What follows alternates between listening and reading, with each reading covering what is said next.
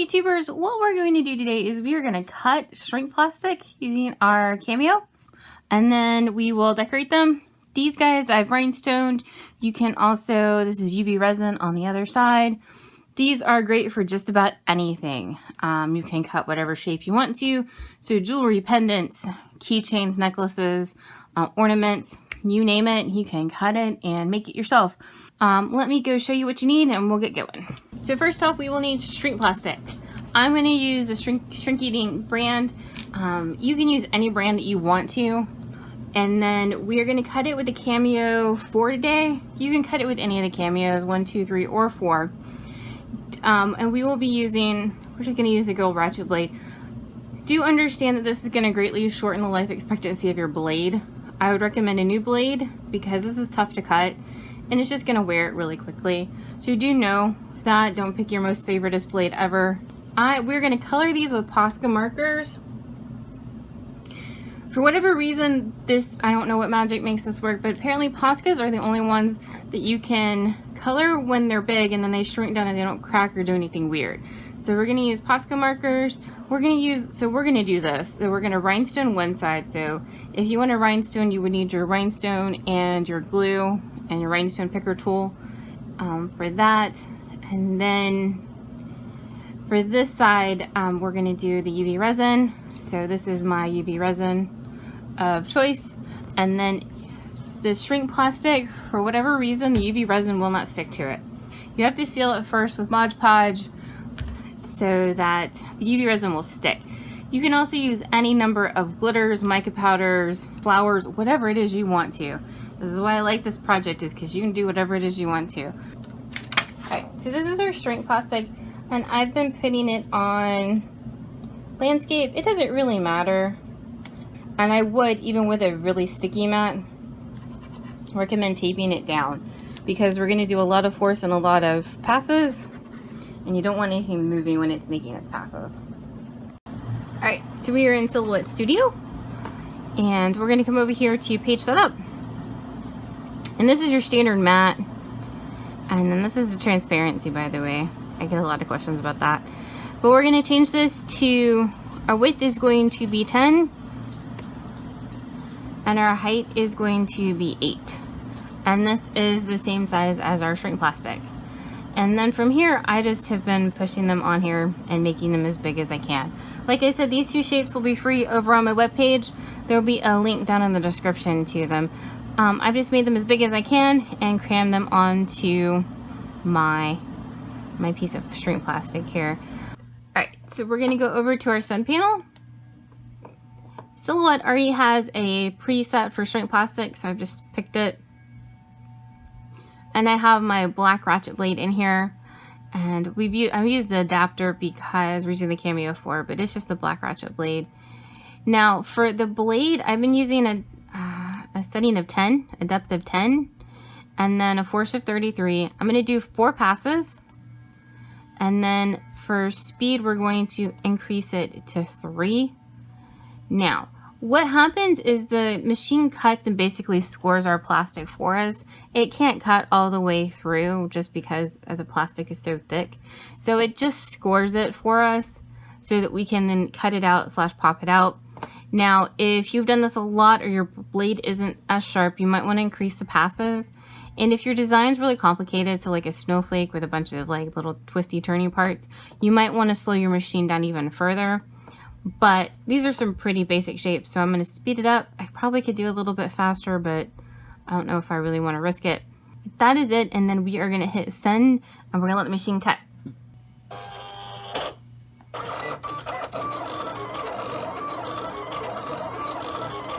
Alright, so our machine is all done cutting, and let's see if you can see what I mean.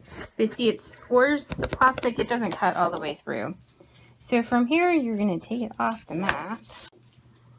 Alright, so what I do next is I cut mine apart, but I don't cut them out yet. I like to color them first and then cut them out. The reason being is that this way when your marker is wet, you have something to hold on to that isn't your design where your marker is. So therefore you have less chance of smearing everything. so we're going to flip it over to the back, and then we are going to color. We are going to make, this is our Posca Markers. This one I'm going to make turquoise or teal for a friend of mine. It's ovarian cancer. So we're going to do that. And at this point, we're just going to color in. These markers seem to take a long time, if you ask me, to dry. It could also be that it's summer and about 8 million degrees of humidity here. And basically, we're just coloring at this point. This is why I like to color them first and then cut them out. So now I have somewhere to hold. But see how matte this is? See the middle where that shine is? It's still wet. But see, like this guy, if I had already cut him out, trying to move this without getting my fingers in it is very tricky. The other thing I wanted to clarify, the reason I like to color the back is I think it's the force when we cut these out, you get a bit of an edge here, which is nice because when you pour resin on the front, it helps keep it from pouring off the side when you have an inpatient UV resiner such as me. But yeah, it kind of makes a bit of an edge, so that's why I like to color the back. And then coloring the back also helps for rhinestones because that way you already have a color there. You don't have to do the mica and all that jazz to help cover your gaps you're gonna have in your rhinestones. So now we wait for them to dry. All right, so this guy is dry. You want to be careful when you do cut it out so that you're not nicking any of your marker. And this one I did want to show you, it actually did cut all the way through here. It's a brand new blade, so maybe when you have a brand new blade, you could do 3 passes. Then as it gets a little more worn, 4 and then 5. So, but just cut 2, and then I like to just peel away. And then anywhere that you have a sharp corner, you need to be extra careful because your plastic is going to want to tear. If it does tear, it's not the end of the world. Normally when it shrinks, it'll shrink down and you'll never know.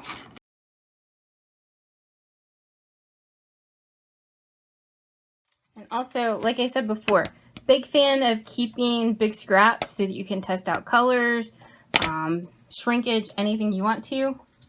Also, the Posca markers, they say they don't mean for shrink plastic. On the package, it says that you can layer your markers. They don't mean on shrink plastic. You get 1 layer. So if you want to do, like, this will be in another video sometime, but like this was obviously it's Pac-Man. And so I had to do, the eyes are on the front and then the purple is on the back. So I didn't do it all on 1 layer. So you gotta layer if you want to do more than 1 coat or more than 1 color. All right, so there it is all cut out. Now I have my little convection oven in the basement turned on. It's set on 350 right now. It's warming up. You can do this in your standard home oven as well. They say that it's completely safe. I'm using the one down here. I use it for sublimation, so I just have it down here in my basement. This is a box left over, and then it's covered with this is parchment paper, just to prevent anything from sticking. And then I have another one on top. So when it comes out of the oven, I like to put this one on top, and then normally it's a Bath & Body Works candle because they're heavy, and so that way it ensures that it's flat after it comes out. All right, so into the oven it's going to go, and all of your marker does need to be 100% dry before you do put it in.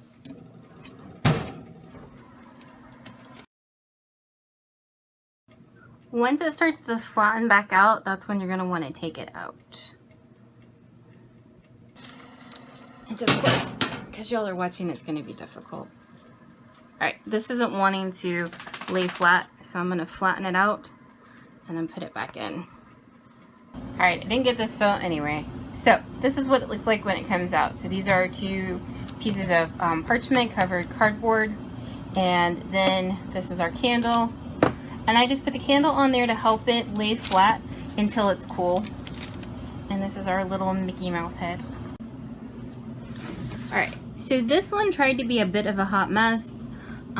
It curled, and then this little end piece got stuck here, and so when I went to take it out, I was trying to talk to y'all about what I was doing.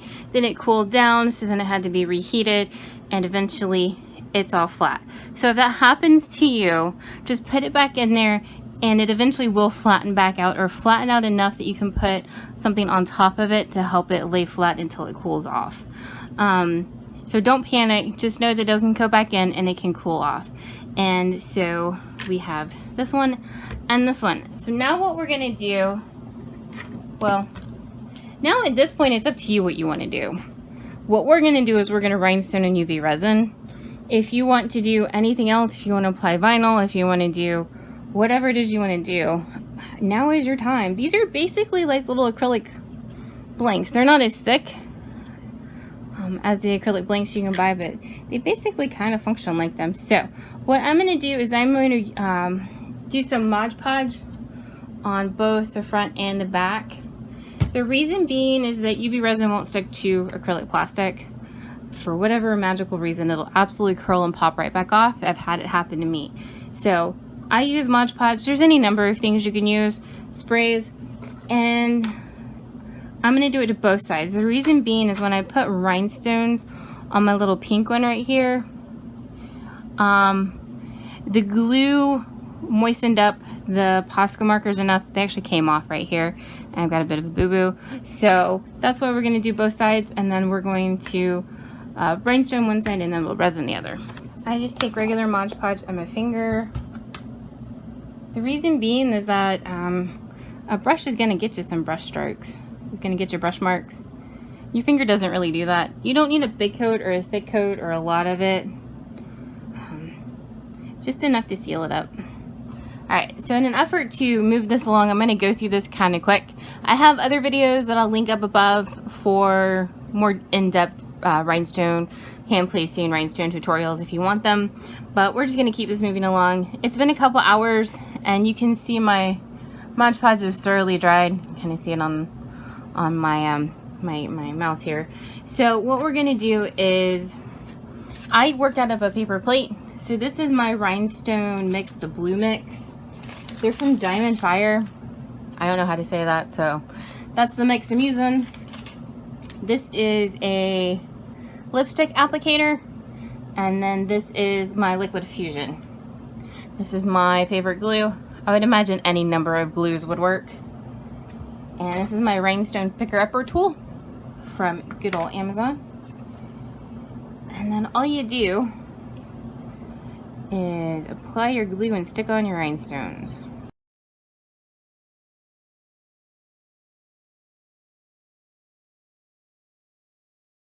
If you wanted to, you could do the two-part epoxy and add mica powder and add additional glitter, and this is any number of things you could do if you wanted to. So that's what I'm going to do for this one. Now this turquoise one, I'm going to use these stones called Aurora. They're a clear transparent stone because there's not really a turquoise stone that I've seen out there. They're either blue or they're green, but they're not like turquoise. So this is a transparent stone, and we're going to use that one. Alrighty, so that is what this one looks all rhinestoned up. And then I really like the way this one turned out with the transparent stones. So what we're going to do now is we're going to UV resin this side. Now this is another optional kind of thing. It's actually really not bad. Like this one hasn't been resined at all. And so it's kind of a shiny finished surface if you just wanted to leave it. But we're going to resin it. So for this one, it's going to be an ornament. I'm going to give it to some friends of mine. They went to Disney World this year, and her tree is blue. So this is why I like this. You can make a very personalized ornament. So I'm going to put their last name on it and the year. I tried to cut some vinyl out for this, but it's so little. I gave up. So if you want to, I would make this bigger if you want to put vinyl on it.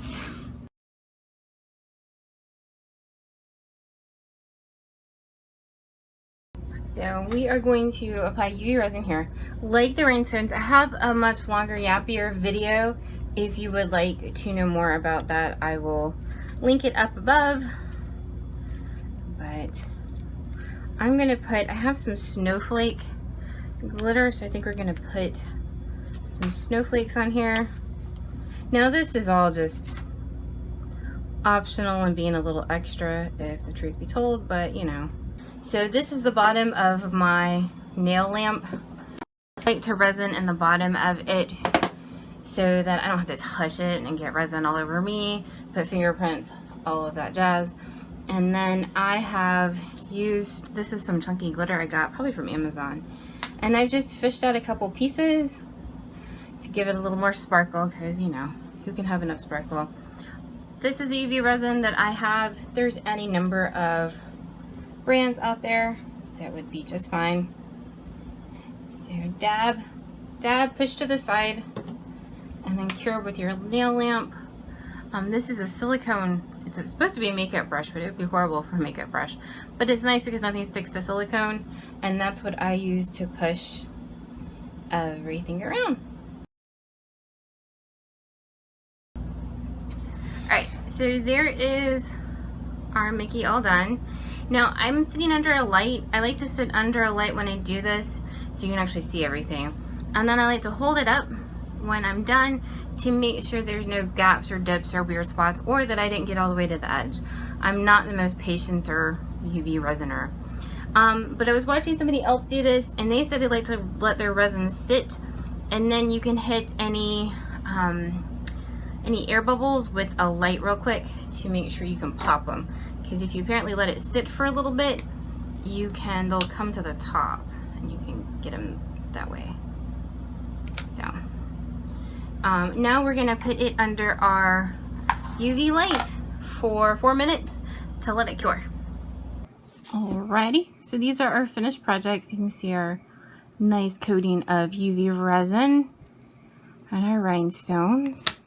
And then this is our ribbon, and I put a little heart down here, and then our transparent stones.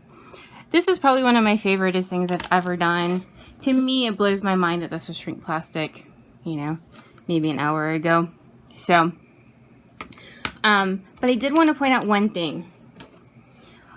I let the Mod Podge really dry on this one, and I didn't on this one, and I don't know if you can tell, but if you can kind of tell there's like some ridges in here. This one doesn't look as good, so let your Mod Podge really dry before you put your resin on it. I feel like it looks like a better product, a better finished product. So, but if you have any questions, please let me know, and I will be back with another tutorial soon. Thank you so much for watching.